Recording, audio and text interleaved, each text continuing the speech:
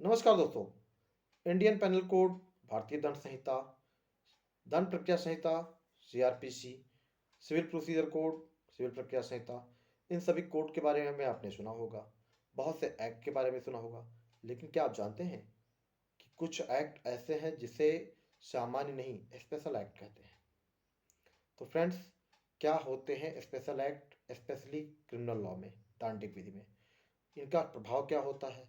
क्या दांडिक विधि में जो स्पेशल लॉ हैं, विशेष विधि है, विशेष कानून है, इनका विचारण, इनमें जमानत की प्रक्रिया क्या कुछ अलग होती है जो दंड प्रक्रिया संहिता 1973 में बताई गई है उससे?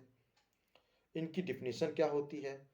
कुछ विशेष स्पेशल एक्ट के एग्जाम्पल भी मैं आपको देने वाला हूँ।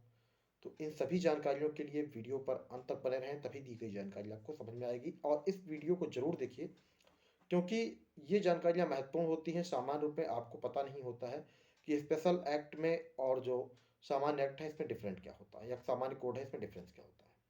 तो फ्रेंड्स, सबसे पहले शुरू करते हैं डिफिनीशन क्लास से। किसी भी विशेष विधि की जो डिफिनीशन है वह है कि किसी विशेष विषय पर जो लागू हो या विशेष विषय के संबंध में हो, उसे कहते हैं विशेष विधि। भारतीय दंड संहिता की धारा 41 में स्पेशल लॉ, विशेष विधि के बारे में बताया गया है। तो ये हो गई डिफिनीशन, सामान्य रूप से एक लाइन डिफिनीशन। अब आते हैं थोड़े से एग्जाम्पल मैं आपको देता हूँ।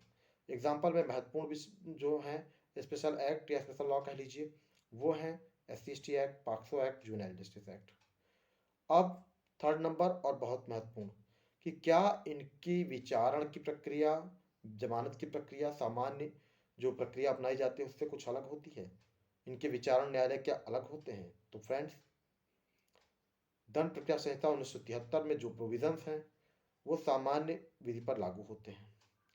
लेकिन ये जो स्पेशल एक्ट्स हैं जैसे SC/ST एक्ट है, तो इन पर दंड प्रक्रिया संहिता एक्ट के प्रावधान पूरी तरह से नहीं लागू होते हैं, आंशिक रूप से लागू होते हैं। जैसे इसका में जो विचारण है वह स्पेशल न्यायालय में होगा। जमानत की जो प्रक्रिया है वह अलग है, कि हाई कोर्ट में अगर मान लीजिए आपकी बेल खारिज हो जाती है सेशन कोर्ट से, स्पेशल कोर्ट से, तो आपकी जो जमानत है हाई कोर्ट में होगी, और हाई कोर्ट में आपको इसके लिए 439 CRPC में बेल आप नहीं फाइल कर सकते हैं। 14A में प्रोविज़न है SC/ST एक्ट में, उसके अंतर्गत आपको फाइल करनी होगी अपील। इसको नोटिस किया जाता है जो भी कंप्लेनेंट होता है उसको, उसकी उपस्थिति के बाद ही आपके जमानत प्रार्थना पत्र पर सुनवाई होती है। विचारण की प्रक्रिया भी अलग होती है, वह भी स्पेशल कोर्ट के पीठासीन अधिकारी द्वारा की जाती है। सेम प्रोसीजर लागू होता है पॉक्सो एक्ट में भी, जुवेनाइल जस्टिस एक्ट में भी। उनमें भी विचारण स्पेशल कोर्ट में होता है। जमानत की अलग प्रक्रिया है, और जमानत के लिए यह जरूरी है कि कुल मिला के आपको जो प्रक्रिया दंड प्रक्रिया संहिता 1973 में बताई गई है उससे अलग हटकर ही प्रक्रिया जो इसमें स्पेशल एक्ट में बनाई गई है वह प्रक्रिया अनुपालन की जाती है।